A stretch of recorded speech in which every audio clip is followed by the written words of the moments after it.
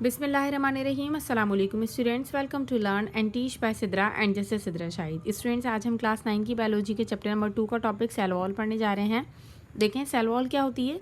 Cell wall सिर्फ plant cell में present होती है, एनिमल सेल में एब्सेंट होती है। एब्सेंट इन एनिमल सेल, ठीक है। ये प्लांट सेल में प्रेजेंट होती है। प्लांट सेल के अलावा ये बैक्टीरियल सेल में भी प्रेजेंट होती है, प्रेजेंट इन बैक्टीरियल सेल, और साथ में फंगल सेल में भी प्रेजेंट होती है, ठीक है। बैक्टीरियल सेल में भी प्रेजेंट होती है, फंगल सेल में भी प्रेजेंट होती है, प्लांट सेल में भी प्रेजेंट होती है, लेकिन एनिमल सेल में एब्सेंट होती है। आउटर मोस्ट बाउंड्री होती है प्लांट सेल की और surrounds the protoplasm of the cell. It surrounds, यानी कि प्रोटोप्लाज्म के बाहर जो होती है वो कौन सी चीज़ होती है, ये सेल वॉल होती है। इट सराउंड्स द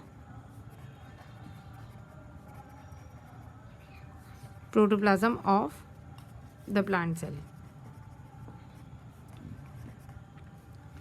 ठीक है। अब इसके बाद इसका स्ट्रक्चर देख लेते हैं कि किस तरह की होती है सेल वॉल का स्ट्रक्चर। देखें, सेल वॉल जो होती है नॉन लिविंग होती है। Cell wall is non living, ठीक है। क्या कह रहे हैं कि सेल वॉल नॉन लिविंग होती है और ये प्लांट का सिर्फ एक वो ओनली पार्ट होता है that is non living. Cell wall is the only part that is non living because it is an extra cellular product. ये क्या होता है, ये एक एक्स्ट्रा सेलुलर प्रोडक्ट होता है। अगर ये आपको कोई पूछे कि ये नॉन लिविंग क्यों होती है, तो इसका रीज़न ये है कि ये एक एक्स्ट्रा सेलुलर प्रोडक्ट होता है and exist outside the living body of the cell. ये सेल की लिविंग बॉडी के बाहर प्रेजेंट होती है, ठीक है। इसीलिए हम क्या कहते हैं, नॉन लिविंग कहते हैं। और इसके साथ साथ नेक्स्ट इसका पॉइंट है, ये थिक होती है, रिजिड होती है, और थिक होती है, रिजिड होती है, और लेस इलास्टिक मेम्ब्रेन होती है। लेस इलास्टिक मेम्ब्रेन होती है as compare to plasma membrane, क्योंकि प्लाज्मा मेम्ब्रेन जो होती है वो ज़्यादा इलास्टिक होती है और ये लेस इलास्टिक होती है। थिक है, रिजिड है। स्टूडेंट्स देखें, थिक और रिजिड का नाम आ रहा है तो इसका मतलब ये है कि इसका काम क्या होगा कि ये प्रोवाइडिंग करी होगी सपोर्ट और शेप भी प्रोवाइड करी होगी, ठीक है। थिक भी है, रिजिड भी है, तो इसका मतलब ये है कि शेप भी प्रोवाइड करी होगी और ये सपोर्ट भी कर रही होगी, ठीक है। और ये परमिएबल मेम्ब्रेन है, परमिएबल मेम्ब्रेन।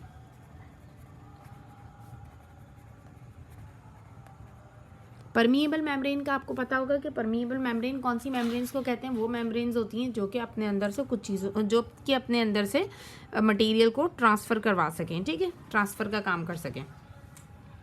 अच्छा, अब इसकी केमिकल कॉम्पोजिशन देख लेते हैं कि सेल वॉल की केमिकल कॉम्पोजिशन किस तरह की होती है। देखें, प्लांट सेल में cell wall is mainly consistence of cellulose and pectin. Plant cell में किस चीज़ से मिलकर बनी है,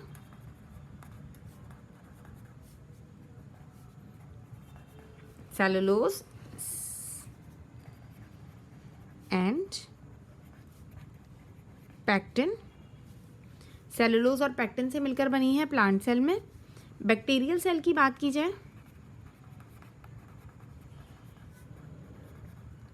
तो बैक्टीरियल सेल में cell wall is composed of proteins and carbohydrates,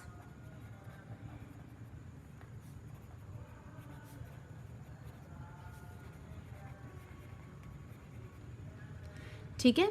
जबकि फंगल सेल में किससे मिलकर बनी होती है, फंगल सेलुलोज और चाइटिन,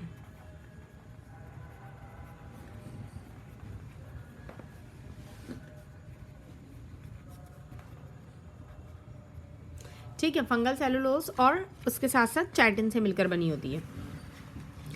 अब इसका और थोड़ा सा स्ट्रक्चर, अगर अल्ट्रा माइक्रोस्कोपिक स्ट्रक्चर इसका देखा जाए तो उससे हमें ये पता चलता है कि सेल वॉल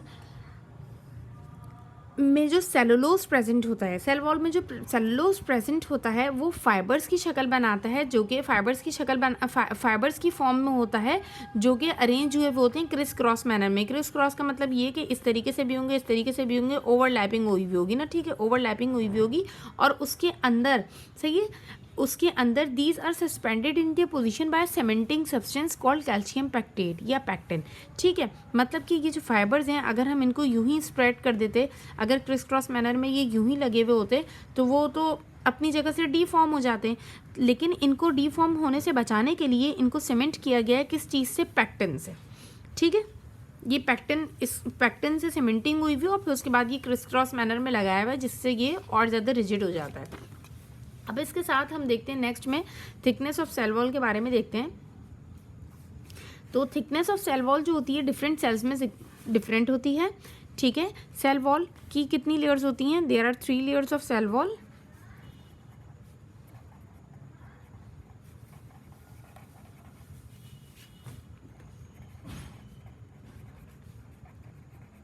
देखिए मैंने आपको क्या बताया कि थिकनेस के हिसाब से देखें तो डिफरेंट सेल्स में इनकी थिकनेस डिफरेंट होती है, ठीक है। अब उनकी लेयर्स देख लेते हैं, कितनी लेयर्स हैं? 3 लेयर्स होती हैं, सही है। मिडिल लैमेला,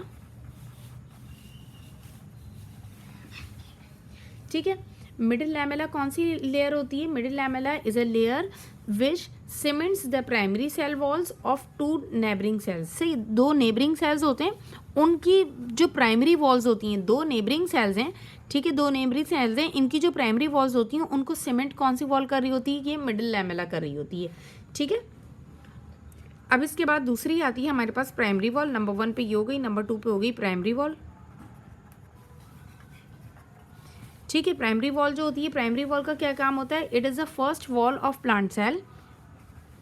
फर्स्ट वॉल होती है ये प्लांट सेल की, which is chemically made up of cellulose and pectin, which is chemically made up of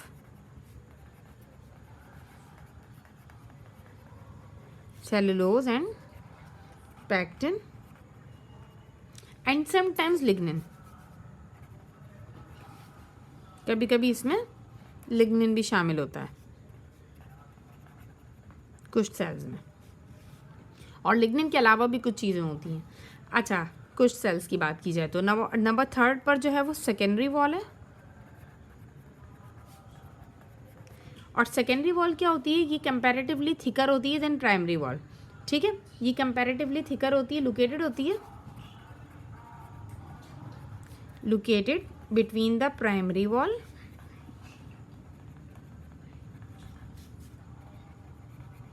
and the plasma membrane. Plasma membrane के बारे में भी हमने पढ़ा नहीं है, इंशाल्लाह नेक्स्ट लेक्चर्स में प्लाज्मा मेम्ब्रेन के बारे में पढ़ेंगे, ठीक है। ये सेकेंडरी वॉल हो गई और it is comparatively thicker than primary wall.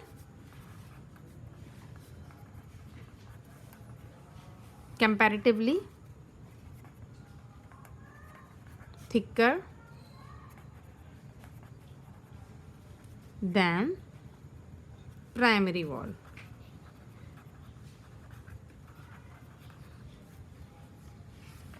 अच्छा, अब इसके फंक्शंस देख लेते हैं। तो फंक्शंस में क्या क्या है? सेल वॉल देखें, मैंने आपको बताया था कि रिजिड होती है, ठीक है, थिक होती है, रिजिड होती है, और आउटसाइड में मतलब कि outside of the plant cell present है। तो इसका मतलब ये कि क्या चीज़ प्रोवाइड करेगी? प्रोटेक्शन प्रोवाइड करेगी, प्रोटेक्शन प्रोवाइड करेगी और प्लस सपोर्ट भी प्रोवाइड करेगी प्लांट सेल को, ठीक है। It provides a definite shape, support और प्रोटेक्शन के साथ साथ डेफिनेट शेप भी देगी।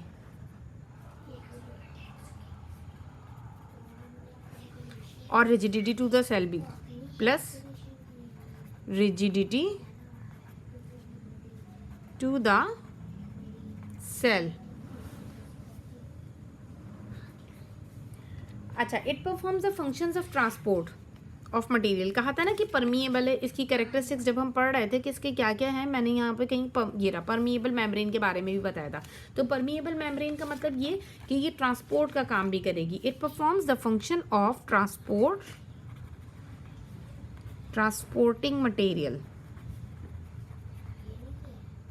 materials from inside and outside